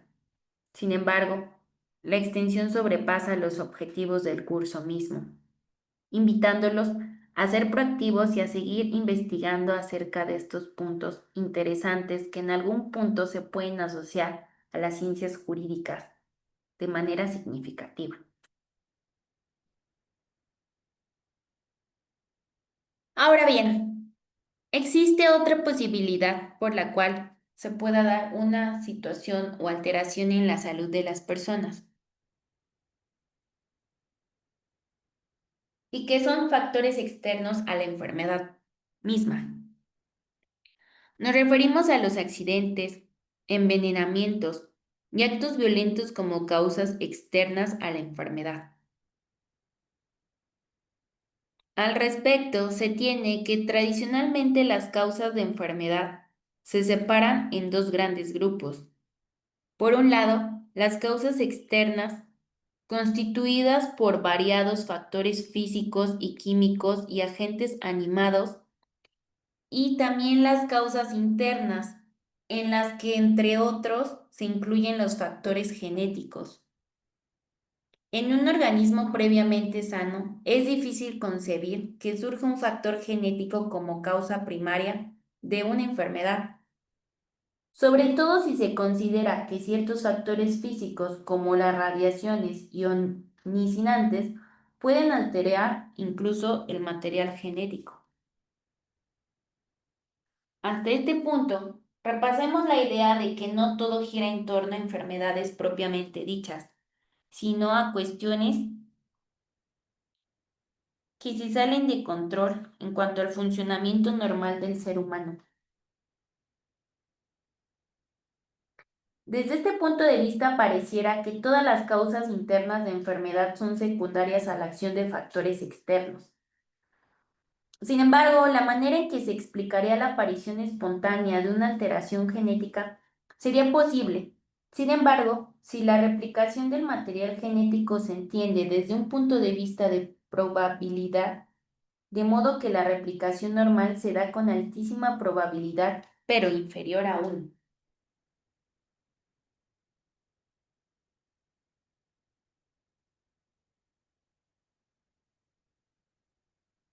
En la imagen se muestra una sustancia que puede generar envenenamiento, o haciendo alusión a esto, lo cual se relaciona a temas previamente vistos como muertes violentas por envenenamiento o intoxicación que pueden terminar en una posible asfixia, en donde estuvimos hablando de casos como el cianuro, casos como ciertas sustancias químicas que nos pueden llevar a la muerte. En otro punto, se tiene también como importante la psiquiatría médico-forense. La psiquiatría forense como parte de la psiquiatría y esta a su vez de la ciencia médica, que estudia el comportamiento normal y anormal del individuo. Su tarea es, pues, evaluar, diagnosticar y emitir el dictamen relacionado con la sanidad mental o con los trastornos del comportamiento o patologías mentales, las cuales tienen diversos orígenes entre los que destacan factores genéticos, físicos, químicos, psicológicos y socioambientales. Implican nociones médico-legales de orden psiquiátrico, donde lo clínico se transforma en un lenguaje aplicable para colaborar en las diferentes áreas jurídicas, como puede ser la penal, la civil y la laboral que hemos mencionado con antelación. Respondiendo a los cuestionamientos de las autoridades judiciales, siendo el médico psiquiatra denominado perito, quien debe emitir un informe escrito en el cual se establece la capacidad mental de la persona evaluada, lo que la autoridad competente podrá considerar como un elemento en el proceso para así orientar su conducta jurídica. Sin embargo, en este punto es crucial diferenciar la psicología forense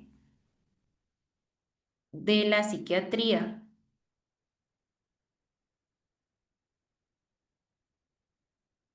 Al respecto, se debe de considerar lo siguiente en cuanto a la distinción que se debe de tener en cuenta. Si bien ambos pueden actuar o tener objetivos en común, no se debe de tomar por iguales.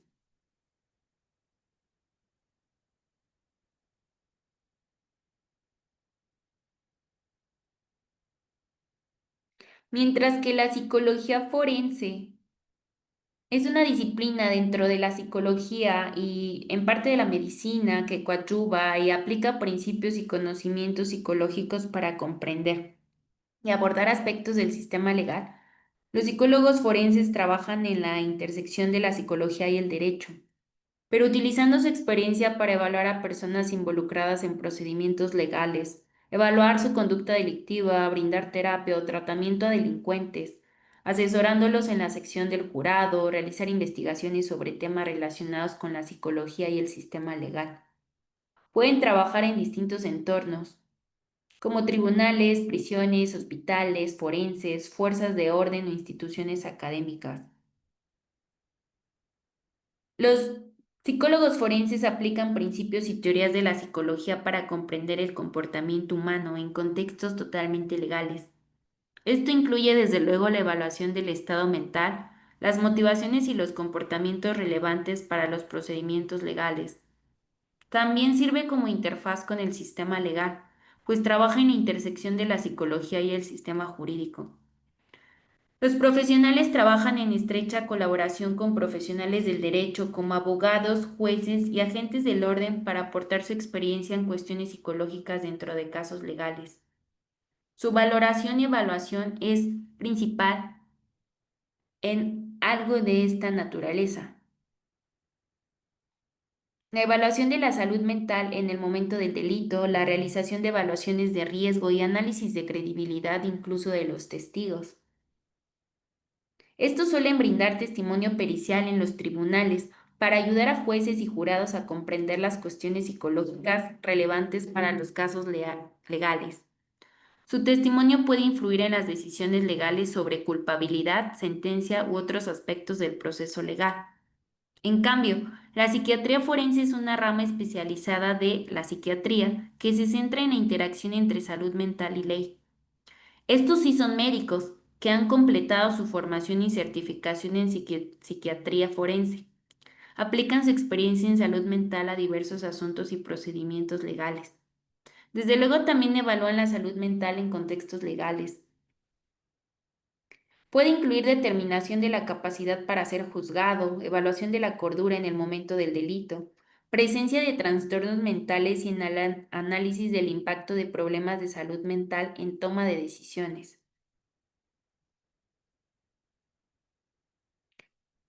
Brindan testimonio experto en tribunales también para ayudar a jueces y jurados a comprender aspectos de salud mental. Esto puede influir en la responsabilidad penal, sentencia y necesidad de tratamiento o intervención.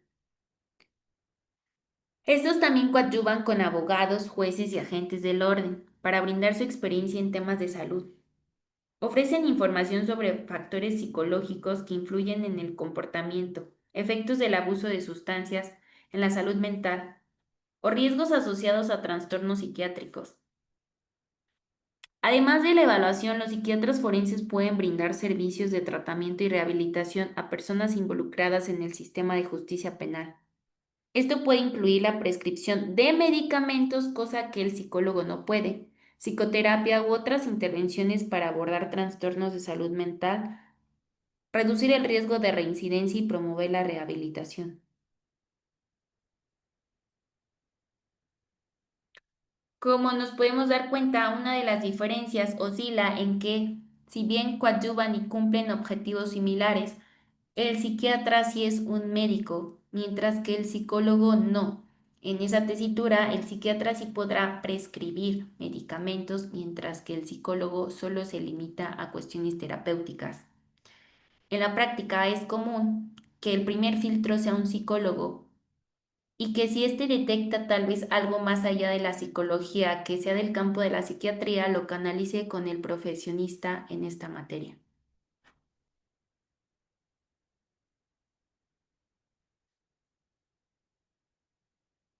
Importancia de la psiquiatría médico-legal, ahora que hemos entendido la diferencia,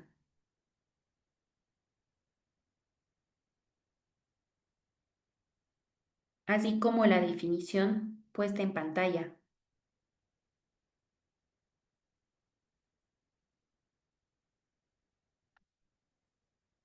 Las evaluaciones psiquiátricas forenses pueden tener un impacto significativo en las decisiones legales.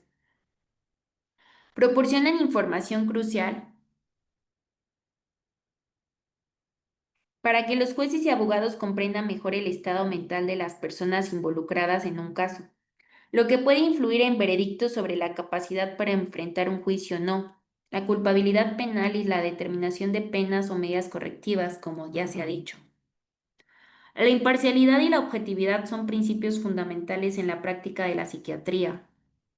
Los psiquiatras forenses deben basar sus evaluaciones en evidencia siempre científica, sólida y seguir estándares éticos estrictos para garantizar que su trabajo sea imparcial, objetivo y desde luego justo. Independientemente del lado que representen en un caso legal. En resumen, la psiquiatría forense desempeña un papel crucial al integrar el conocimiento psiquiátrico en el sistema judicial, brindando una comprensión profunda de la salud mental en el contexto legal. Su objetivo es proporcionar evaluaciones imparciales y fundamentadas que ayuden a mejorar la equidad y la justicia en los procesos legales dentro de un Estado de Derecho. Sin embargo, para todo esto, es importante tomar en cuenta la existencia también de enfermedades mentales, no solo físicas.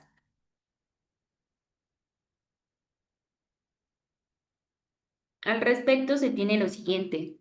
Empecemos por definir enfermedad mental, también denominada trastorno de salud mental. Se refiere a una amplia gama de afecciones de la salud mental, es decir, trastornos que afectan el estado de ánimo, el pensamiento y el comportamiento. Son ejemplos de enfermedad mental la depresión, los trastornos de ansiedad, los trastornos de la alimentación, así como los comportamientos adictivos. Muchas personas manifiestan problemas de salud mental de vez en cuando, pero un problema de salud mental se convierte en una enfermedad mental cuando, ojo, los signos y los síntomas se hacen permanentes, causan estrés y afectan la capacidad de funcionar de manera normal. La enfermedad mental puede hacerte sentir muy mal y ocasionar problemas en la vida cotidiana, como puede ser en la escuela, el trabajo o incluso en las relaciones interpersonales. En la mayor parte de los casos, los síntomas pueden tratarse con una combinación de medicamentos y también terapia de conversación, que es una coadyuvancia entre el psicólogo y el psiquiatra. Hablamos entonces de una psicoterapia. Enfermedades mentales hay muchas, pero algunos por mencionar son las siguientes.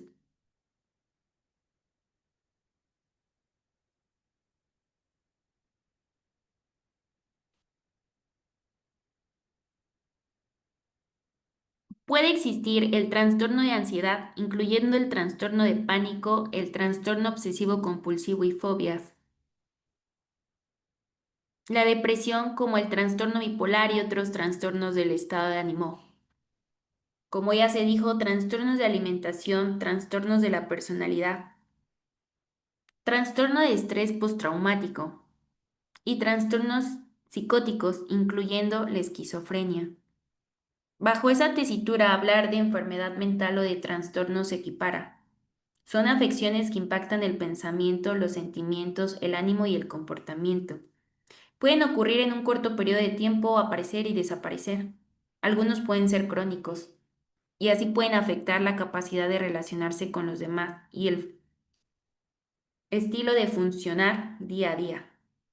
No hay una sola causa para un trastorno mental, pero varios factores pueden contribuir al riesgo de sufrirlo. Genes y la historia familiar, la experiencia de vida como el estrés o si se ha sufrido abuso, en especial durante la infancia, factores biológicos como desequilibrios químicos en el cerebro, una lesión cerebral traumática, una exposición prenatal antes de nacer a un virus o químico tóxico, el consumo de alcohol o drogas, tener una enfermedad seria como el cáncer o tener pocos amigos y sentirse solo y aislado. Estos no son causados por falta de carácter. Hay que dejar ese mito de lado. No tiene nada que ver con ser flojo o débil. ¿Quién está en riesgo de tener trastornos mentales? Estos son bastante comunes. En ese sentido, todos somos vulnerables a ellos. Muchos estadounidenses, por ejemplo, están diagnosticados con algún trastorno mental en algún momento de su vida, y eso también en otros países. ¿Cómo se diagnostica? Pues con su historia clínica, el examen físico, posiblemente pruebas de laboratorio y una evaluación psicológica en la cual responderá preguntas sobre pensamientos, sentimientos y conductas. El tratamiento depende del trastorno mental que se tenga y qué tan grave sea. Junto a su profesional de la salud trabajarán en un plan de tratamiento solo para cada persona, por lo cual generalmente implica algún tipo de terapia, y solo en casos específicos y más agravados la toma de medicamentos. El apoyo social y educación para manejar su afección es importante. Si el tratamiento mental es grave o se tiene riesgo de hacerse daño, como en el caso de los pensamientos suicidas, es posible que se tenga que canalizar a un hospital psiquiátrico. En cualquier escenario, se debe de tomar en cuenta que la salud mental de las personas es importante. Y repito, no satanizar la ayuda mental. De ahí que podemos hablar de la importancia de la salud mental, la cual es fundamental para todos los seres humanos, que implique un estado de bienestar mental que permita a las personas hacer frente a los momentos de estrés de la vida, desarrollando sus habilidades, aprendiendo, trabajando adecuadamente y contribuir a la mejora dentro de su entorno. Es parte fundamental de la salud y el bienestar que sustenta nuestras capacidades individuales y colectivas para tomar decisiones estables, relaciones y forma al mundo en el que vivimos. La salud mental es además un derecho humano que es fundamental desde luego para todos, pero sobre todo un elemento esencial para el desarrollo personal, comunitario y socioeconómico. Es más que la mera ausencia de trastornos mentales. Es un proceso complejo que cada persona experimenta de manera diferente, con distintos grados de dificultad y angustia, y resultados sociales y clínicos que pueden ser muy diferentes. Por ello, no hay que dejar de lado la importancia que tiene el hecho de identificar aquellas situaciones que nos agobian para poder tratarlas con las personas adecuadas. Ya como último aspecto, pues es todo lo anteriormente relacionado a la capacidad y responsabilidad con relación a las enfermedades mentales. La evaluación psicológica forense tiene como objetivo principal proporcionar la información necesaria al juez y a las partes sobre la presencia de anomalías, alteraciones o trastornos psíquicos y de su puesta en relación con la cuestión legal de que se trate. El perito como experto emite un juicio valorativo y debe de ser considerado como auxiliar del juez. Aquí se da la importancia de recordar el concepto de imputabilidad, que tiene una base psicológica, que comprende el conjunto de facultades psíquicas mínimas que debe poseer un sujeto autor de un delito para que pueda ser declarado culpable del mismo. Según la doctrina dominante en la actualidad, la imputabilidad requiere dos elementos. Inciso A, la capacidad de comprender el carácter antijurídico del hecho y B, la capacidad de digerir la actuación conforme a dicho entendimiento. La inteligencia y la voluntad son pues la base psicológica de la imputabilidad penal, cuando se haya abolido o estén gravemente perturbadas. La imputabilidad no existe. De lo anterior se deduce que toda alteración mental que afecte a estas funciones psicológicas es causa de inimputabilidad. Sin embargo, el examen psicológico forense no debe limitarse a evaluar exclusivamente las capacidades intelectivas y volitivas, sino que debe ampliarse al resto de las funciones psíquicas, así como deberá tener en cuenta las mismas características del delito imputado para poder valorar de forma global cómo se encontraba la imputabilidad del sujeto en un momento dado y ante unos hechos determinados. Si bien la inimputabilidad excluye la responsabilidad legal, no excluye la posibilidad de imposición de medidas de seguridad. Al suponer una anormalidad psíquica, la inimputabilidad puede delatar una personalidad que puede ser peligrosa, razón por la cual la ley prevé medidas de seguridad para ciertos inimputables, como puede ser el internamiento en un establecimiento psiquiátrico.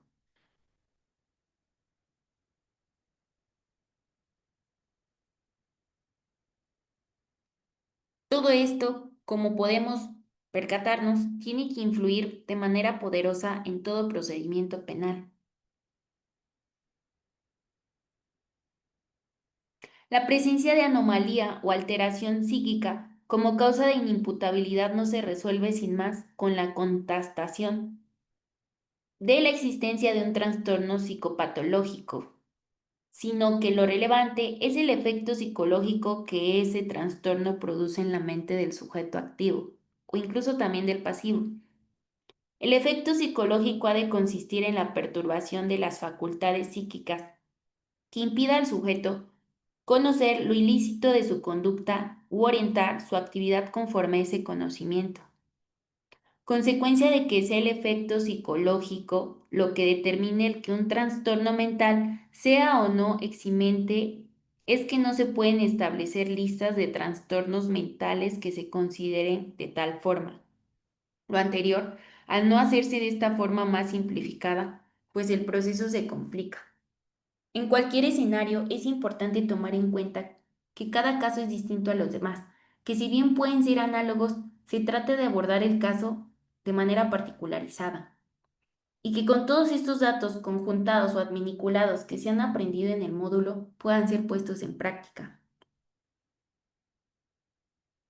En sentido de lo anterior, tenemos precisamente la idea razonada de las ciencias forenses como coadyuvancia en la ciencia jurídica del derecho, en algunas ocasiones más presente en ciertas ramas. Pues bien, una vez que se ha abordado los puntos claves relacionados a la imputabilidad y demás, se llega a un comentario final interesante para concluir.